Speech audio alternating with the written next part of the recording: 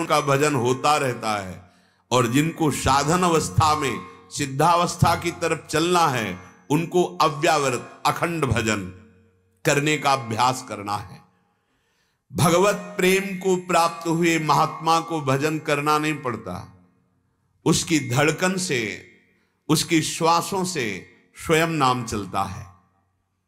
सोवत ही रसना रटे राधा कृष्ण सुनाम। देखा है अभी जो भक्त नामार्चन हुआ, यहां जो छवि विराजमान थी, श्रीधर बाबा अस्थि मात्र हुए रहे शरीर, ऐसे छुओ चरण मात्र तो जैसे मशीन फिट हो गई हो, ऐसे मंत्र अनवरत, सब संसार एकदम सूना नजर आवे। इतने भजनानंदी कि उनके स्पर्श मात्र से, उनकी कुटिया में बैठने मात्र से भजन का एक आवेश आ जाता था। संसार, सब भोग सामग्री, ये पद प्रतिष्ठा ऐसे वमन की तरह घृणास्पद दिखाई देते। सच्ची मानिए, उमा कहूं मैं अनुभव अपना, सत हरि भजन जगत सब सपना। ये तुम्हें तभी तक अच्छा लग रहा है जब तक भजन नहीं। डरना मत कि ये सब छूट जाएगा। बहुत अनंत सुख का अनुभव होगा। ये तो कोई सुख है जैसे ये लगे कि अगर हम भजन शुरू किया तो मेरा सब भोग छूट जाएगा, सब कर्तव्य कर्म छूट जाएंगे। नहीं नहीं, कर्तव्य कर्म बहुत सुंदर ढंग से होंगे, और जिस सुख की खोज कर रहे थे वो सुख तुम्हारे हृदय में स्फुरित हो जाएगा, तुम्हें ढूंढना नहीं पड़ेगा। जिनको इस संसार समुद्र से दुख से पार होना है, बहुत करुणा में भगवान की कृपा है अगर भक्ति मार्ग मिल जाए, नहीं तो बहुत शास्त्र रूपी जंगल में भटक कर भी जीवन चला जाता है। 70 वर्ष की अवस्था है, अभी ये निश्चय नहीं हो पाया कि मैं चलूं किधर। वैराग्य का वेश है, पूरा जीवन हो गया और हर योग का वर्णन कर रहे हैं।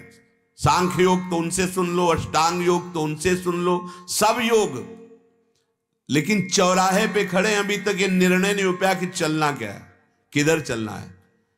हमें तो लगता है कि किसी एक मार्ग में यदि धीरे धीरे कदम बढ़ा लो और किसी और मार्ग का ज्ञान ना हो तो लक्ष्य को प्राप्त हो जाओगे। सब मार्गों का ज्ञान है, चले एक भी नहीं तो फायदा क्या हुआ। इसीलिए यहां कह रहे हैं वो बड़े कृपा पात्र जन हैं जिनको भगवान की भक्ति का मार्ग मिल गया। इतने बड़े तपस्वी, तितली की गुदा में कांटा डाला तो उसको मिटा नहीं पाए, और सरकार कह रहे हैं हम तो हम सर्व पापेभ्यो मोक्षयिष्यामि मा शुचा, इन्हीं के हाथ में है। कोटि विप्र बद लागे जाहू, शब्द याद करो कितनी कृपा इसमें है। कोटि विप्र बद लागे जाहू, आए शरण तजो नहीं ताहू। जो नर होए चराचर द्रोही, आवे सभय शरण तकि मोही।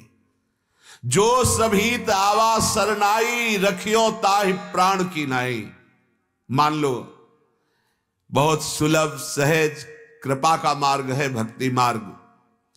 देवर्षि नारद जी कह रहे हैं भक्ति मार्ग में अखंड भजन ही प्रधान है। जो मनुष्य ऐसा सोचता है कि हम दान पुण्य से संसार सागर से मुक्त हो जाएंगे, ये बहुत अज्ञान बैठा हुआ है। गोस्वामी जी कह रहे हैं बारी मथे घृत होए बरु, सिकता ते बरु तेल। शब्द सुनिए, बिनु हरि भजन न भवतरी, यह सिद्धांत अपेल। जल के मंथन करने से भले घी निकल आवे, बालू के पेरने से भले तेल निकल आवे, असंभव। अगर असंभव भी संभव हो जाए तो भी बात सुन लो, बिना नाम जप किए तुम इस भाव समुद्र से पार नहीं हो सकते, कुछ भी कर लो। ये बहुत सुलझी हुई बात है। विनिश्चितम बदामिते न अन्यथा वचांस में हरिम भजन्ति ये नरा। यदि नाम जप नहीं किया तो तुम्हारा दान पुण्य, ये तीर्थ याटन, ये तुम्हें भगवत प्राप्ति नहीं करा पाएगा, इस भाव समुद्र से नहीं पार करावे। गोस्वामी जी बहुत सुलझे हुए महापुरुष, बहुत ऊंची स्थिति के महापुरुष।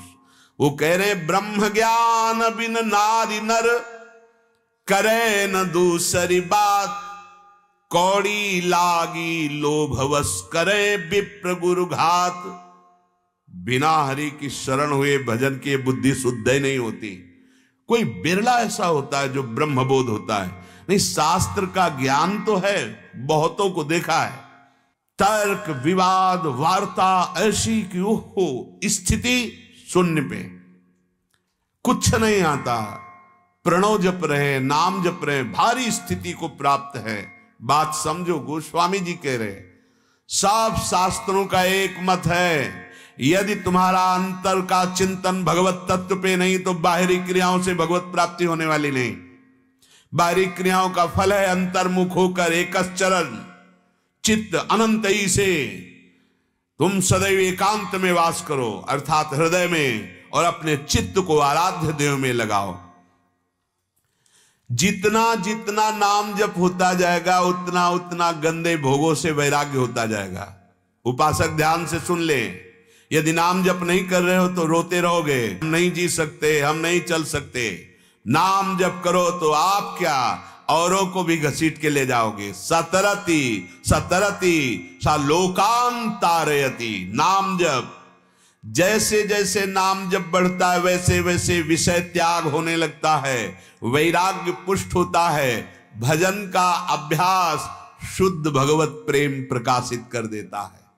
शुद्ध भगवत प्रेम, शुद्ध, इसमें अशुद्धि भी होती है। हमें जो नाना प्रकार के भौतिक सुखों की मांग है प्रभु से, ये अशुद्ध बात है। उस सच्चिदानंद प्रभु को रिझा करके मांग क्या रहे हैं आप? नाशवान, एक ना एक दिन तो नष्ट हो जाएगा ये वैभव। जैसे शास्त्राबाहु अर्जुन ने परम अवधूत शिरोमणि भगवद अवतार दत्तात्रेय जी को रिझा लिया, मांगा क्या? भुजबल और संसार का वैभव, रिद्धियां सिद्धियां, हजार भुजाएं, महान बलशाली, और भारी अपराध में उतर गया, काट के फेंक दिया परशुराम जी ने। वही दत्तात्रेय जी के रूप में आशीर्वाद दिए तो वही परशुराम जी के रूप में आकर के नष्ट कर दिया, पूरे वंश का विनाश कर दिया। ऐसा भारी अपराध कर दिया उसने। हमें लगता है अगर हमें भगवान की आराधना करने का अवसर मिला है तो नहीं जानते पर यही मांगे कि नाथ हमें मांगना ही नहीं आता, आपको जो उचित लगे। तो इस लोक का भी निर्वाह और परम पद की भी प्राप्ति निश्चित समझो। अब अगर नाम जप में आपको रुचि नहीं आ रही तो आप केवल आदेश का पालन करो। मानना बहुत कम लोगों के हृदय में होता है, गुरु मानना तो लाखों के हृदय में हो जाएगा, लेकिन गुरु की बात मानना कोई बिरला, एक लाखों में एक होता है जिसको हर समय बात याद रहती, मैं गुरु की आज्ञा के विरुद्ध कहीं आचरण न कर दूं, नहीं मेरा जीवन व्यर्थ है। यदि गुरु की आज्ञा पालन नहीं कर पाए तो क्या हुआ, मेरे जीवन का क्या अस्तित्व रहा। कोई बहुत सुलझा हुआ कृपा पात्र ही गुरु की बात मानता है। तुम्हें नाम में रस आवे या ना आवे, कुछ लाभ दिखाई दे या ना दिखाई दे, आप नाम को छोड़िएगा नहीं। और एक दिन रो न पड़े तो हमें बताना, आनंद में रो पड़ेंगे। ऐसा आनंद नाम में जो अनंत माताओं से प्यार और दुलार नहीं मिलता वो मिला, जो हम करोड़ जन्म लेकर तपस्या करते फिर भी नहीं प्राप्त कर सकते थे, वो हमको केवल कृपा से प्राप्त हुआ। और वही कृपा हरिवंश कृपा, हरिवंश कहां, हरिवंश कहां, हरिवंश लहाएं। विश्वास कर लो, निहाल कर देते हैं नाम, भगवान निहाल कर देते हैं। बस पकड़ लो हर समय। जैसे कंजूस आदमी धन का चिंतन करता है, ऐसे राधा राधा राधा, परिणाम